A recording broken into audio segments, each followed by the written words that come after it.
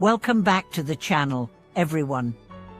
I'm so grateful to have you here today, because the topic we are diving into is one that many spiritual practitioners often overlook. It's about something deceptively simple, yet deeply symbolic, the act of offering incense. You might think it's just a tradition, a cultural ritual, or a way to make your altar space more serene.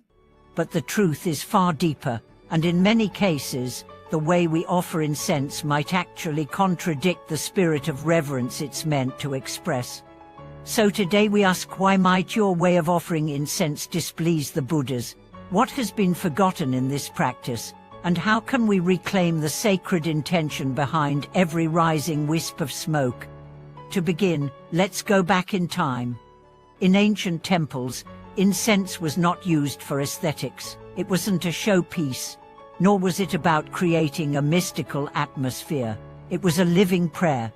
Each stick of incense was offered with a pure heart and clear mind. It was a bridge between the human and the divine, a way to make the invisible visible, to give form to devotion through fragrance. And more than that, incense was never about quantity or spectacle. It wasn't about lighting entire bundles or producing clouds of smoke that filled the entire shrine. It was about simplicity, clarity, stillness. The smoke wasn't supposed to overwhelm. It was supposed to whisper. But what do we see today? In many temples and homes, people light thick sticks of incense by the handful. Some wave them dramatically through the air. Others rush the process without a moment of stillness. Sometimes the ritual becomes so loud and hurried that it feels more like a performance than a prayer. And yet, it's not about the incense. It's about the mind behind the motion. Imagine this: someone lights incense and thinks only of wishes, more money, better relationships, protection from hardship. Their body is in the temple, but their heart is in the marketplace. The offering becomes transactional, a bargain, not a blessing. But then, picture someone else. They light a single stick of incense with two hands. Their breath is calm, their eyes are soft. They bow not because it's expected, but because their heart is overflowing with gratitude. No requests, just presence. That single gesture becomes a symphony of devotion. And that's the difference. It's not what you offer, it's how you offer. One of the most overlooked aspects of incense offering is the state of mind. If your mind is restless, greedy, or distracted, no amount of incense can mask that vibration. But if your mind is clear, loving, and sincere, even the faintest scent becomes sacred. Let's go deeper into the symbolism of incense.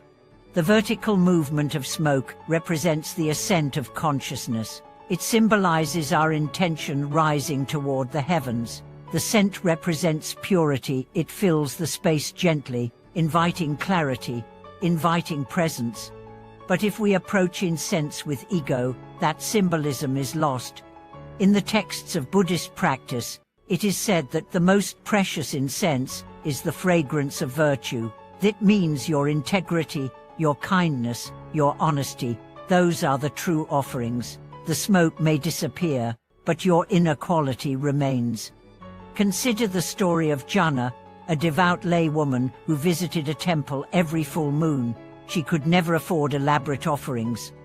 Her incense was a single, thin stick bought from the corner store.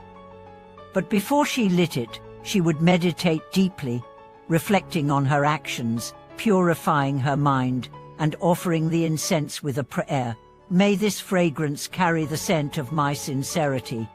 The monks at that temple said her offerings changed the atmosphere of the entire shrine. It wasn't the brand of incense. It was her presence.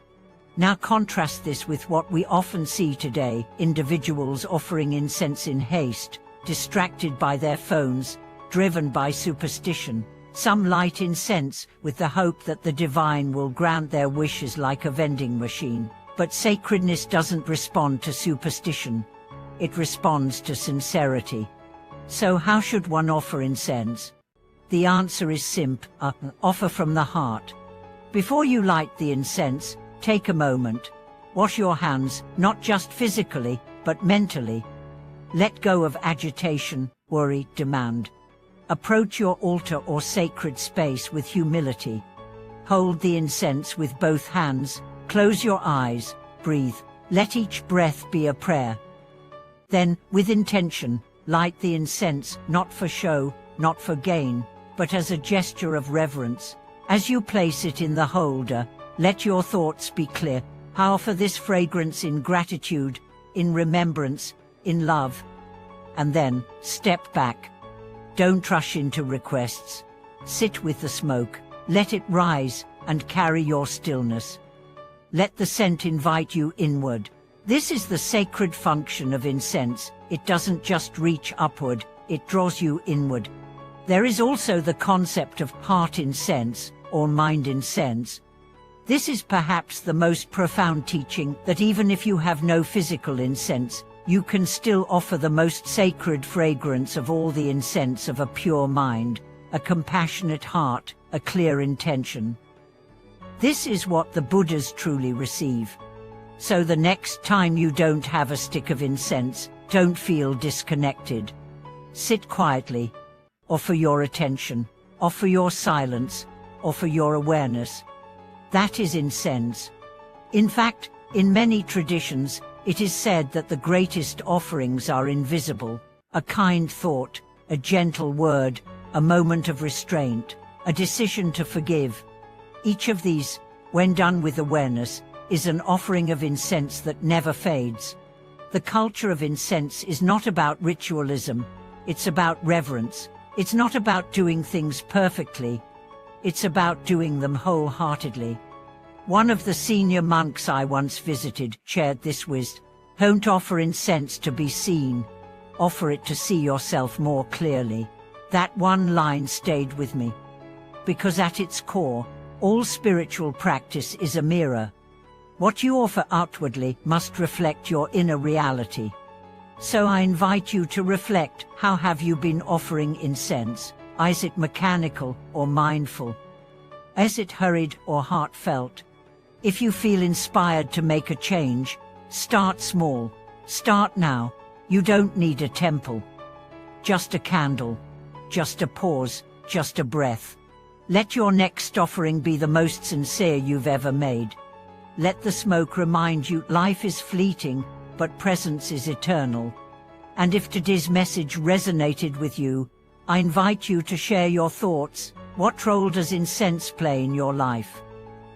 Have you had moments where a simple offering became something profound?